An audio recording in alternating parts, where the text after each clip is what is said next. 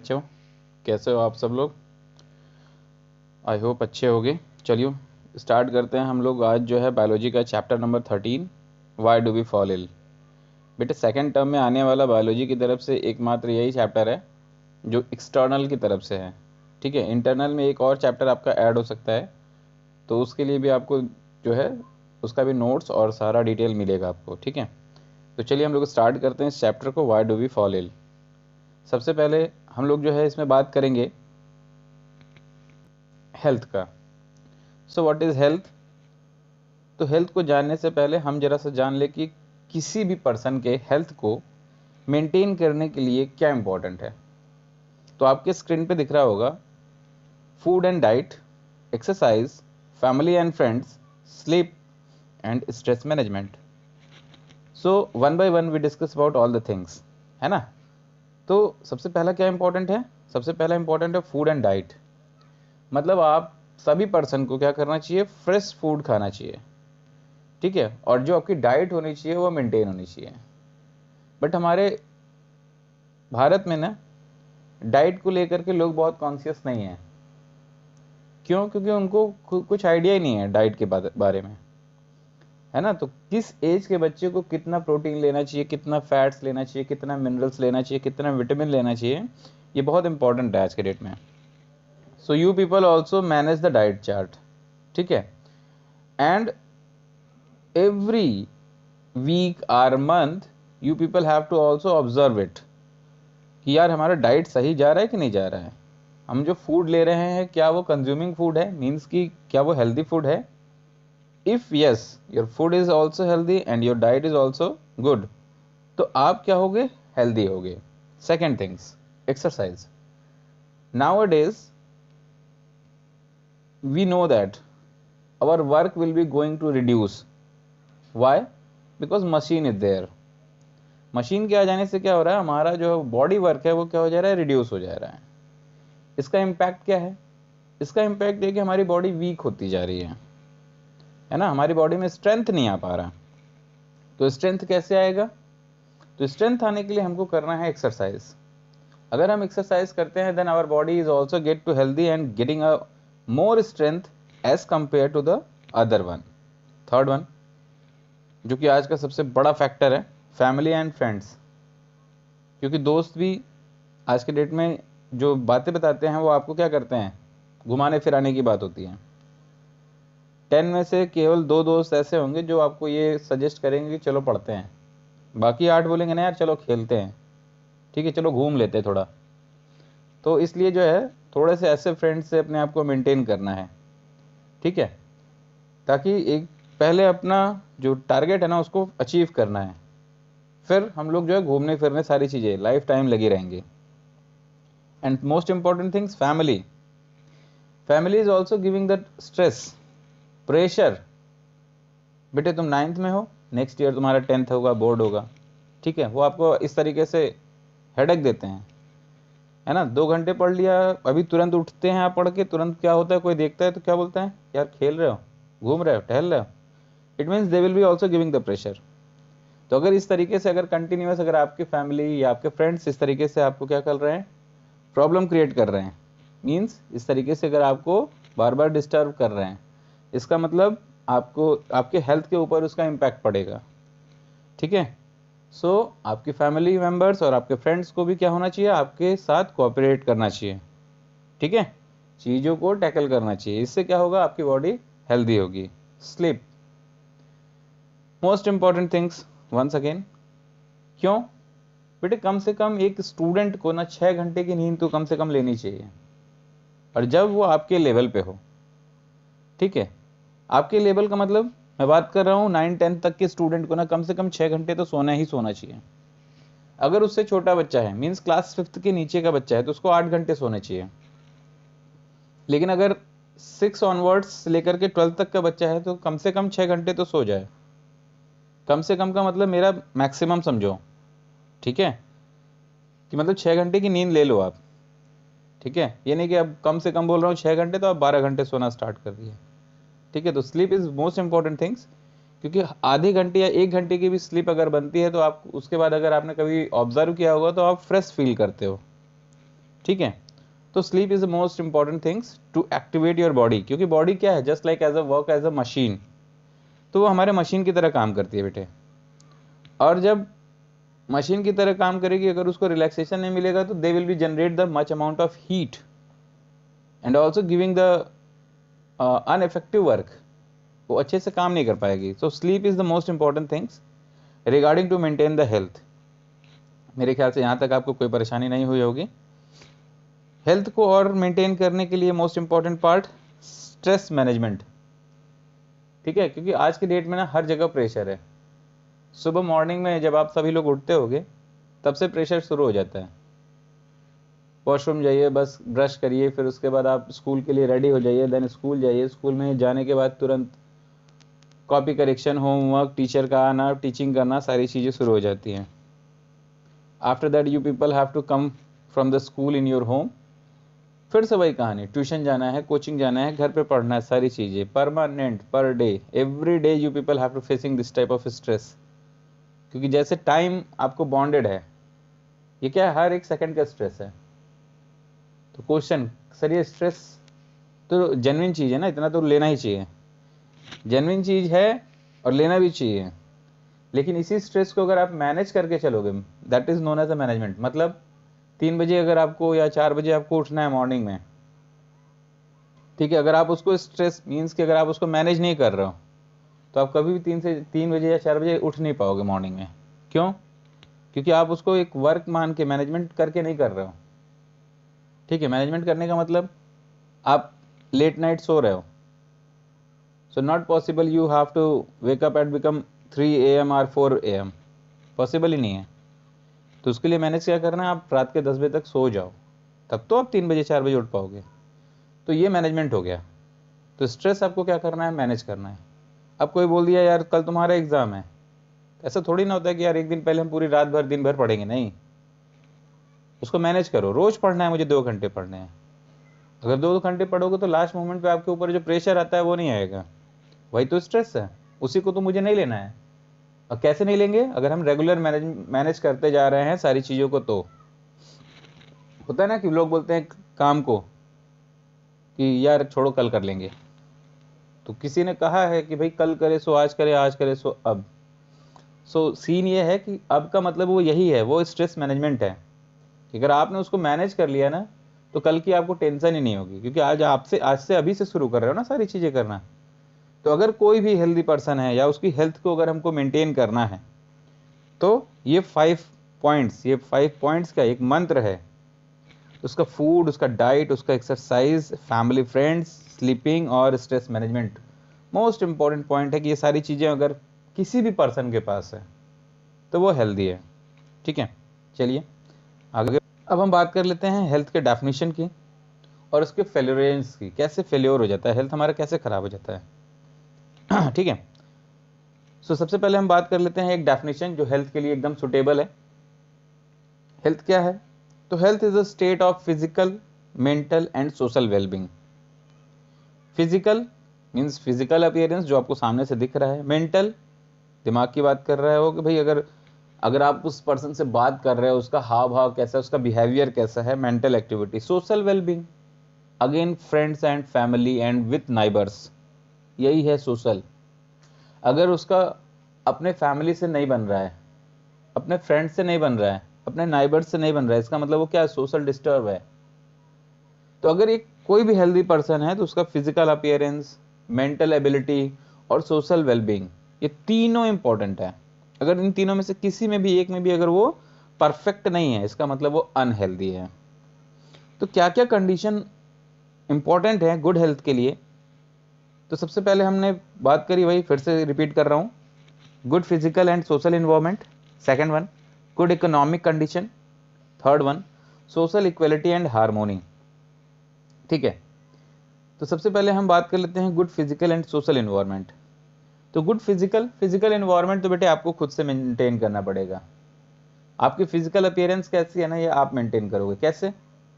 सबसे पहले आपको अपने आप को नीट एंड क्लीन रखना है, because that is your teenagers.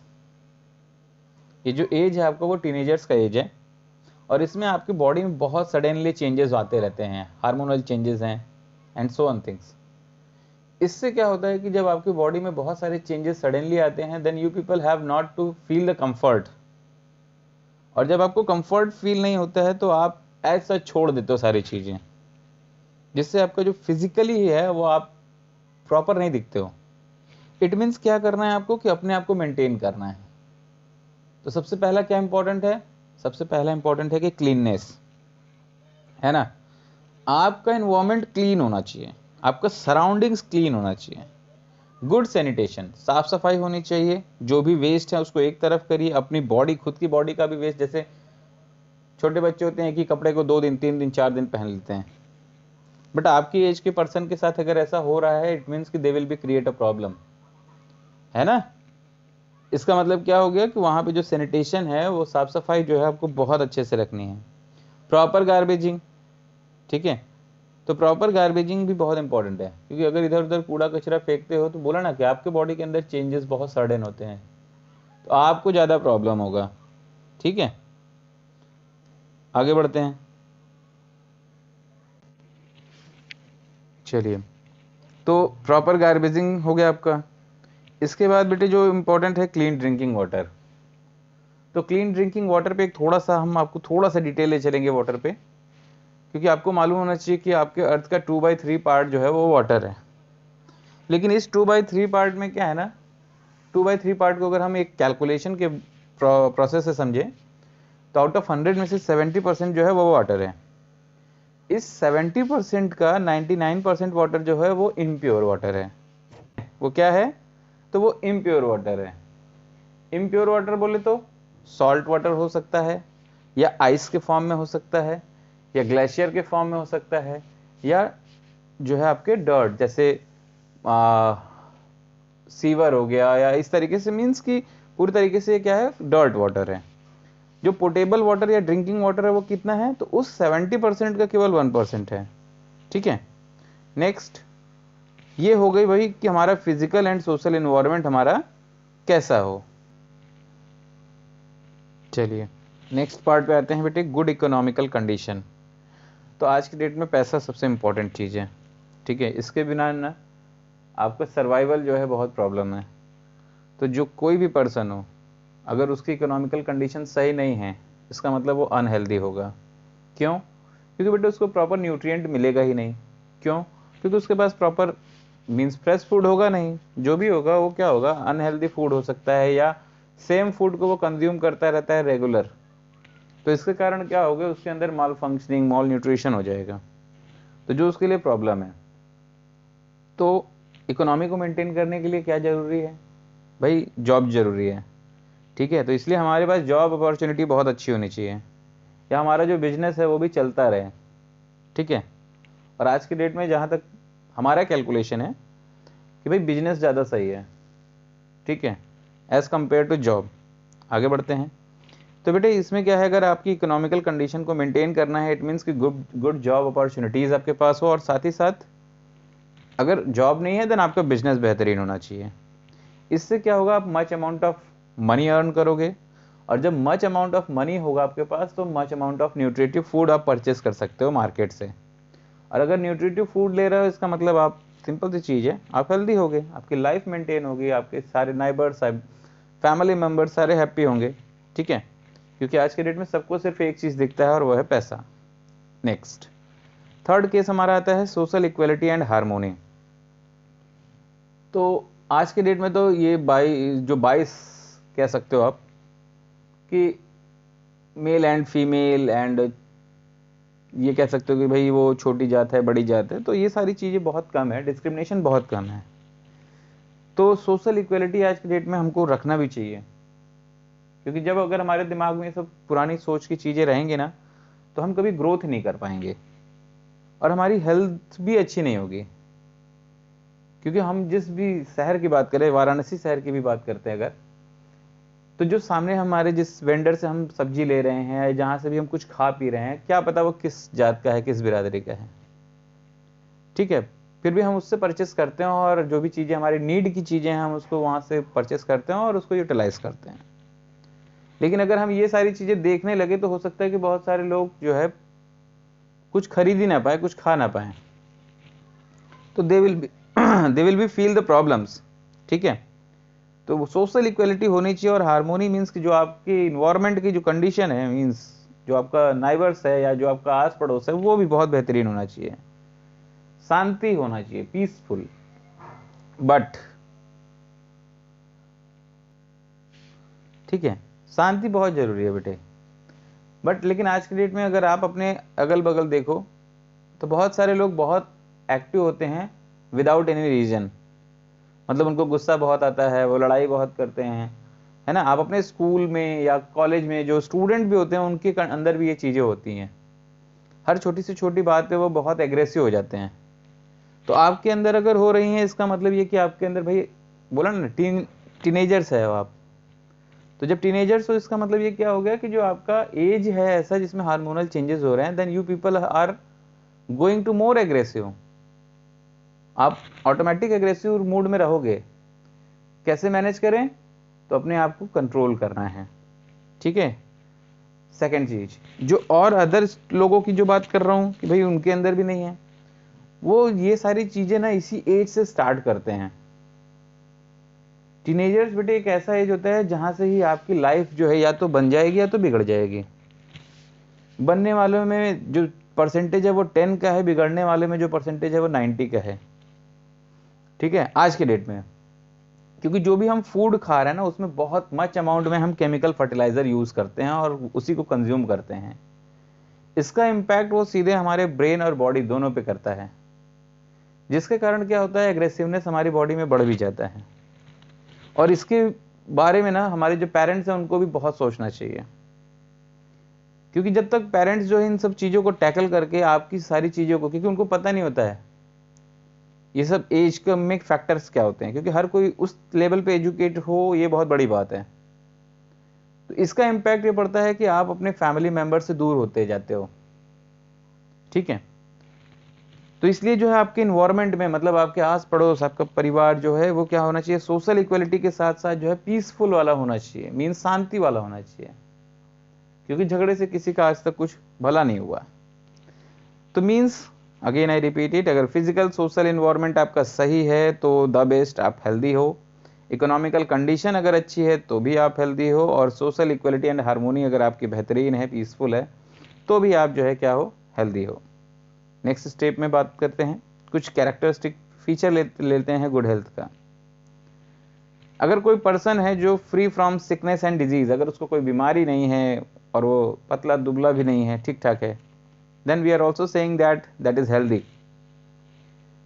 अगर फ्री फ्रॉम एनेक्सिटी है ना, अननेसेसरी एनेक्सिटी की बात कर रहा है वो, ओके। तो anxiety means we are talk like that, हम बोल सकते हैं टेंशन, है ना।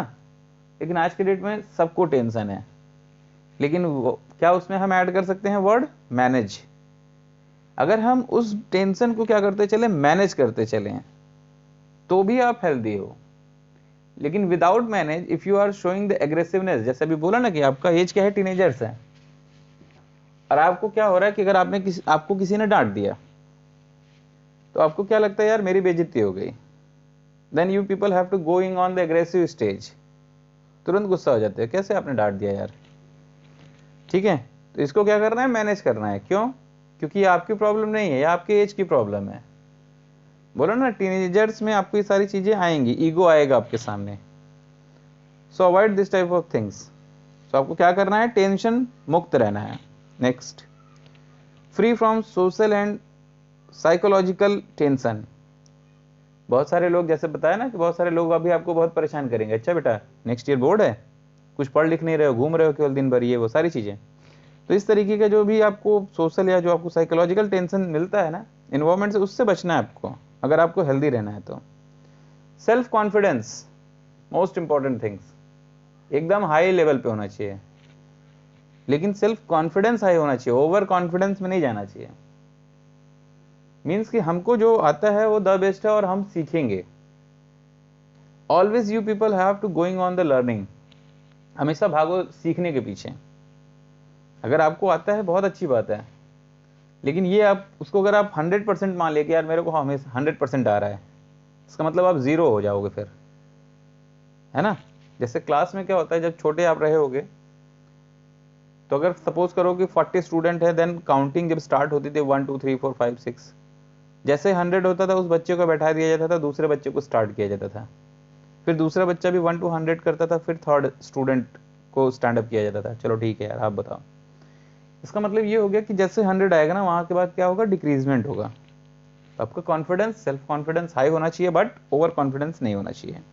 अगर ऐसी स्थिति है देन आप क्या हो, हेल्दी हो। Next, feeling joy in life living. अगर आप कहीं पे भी हो, तो अगर आप खुश हो, हैप्पी हो, देन आपका क्या लाइफ स्टाइल अगर क्या हो, बेहतरीन हो जाएगा, आपकी हेल्थ क्या हो जाएगी, बेहतरीन हो जाएगी। इसीलिए देखा होगा जो ओल्ड एज पर्सन होते हैं वो पार्क में इस तरीके से जबरदस्ती हंसते हैं, why, for circulation of blood.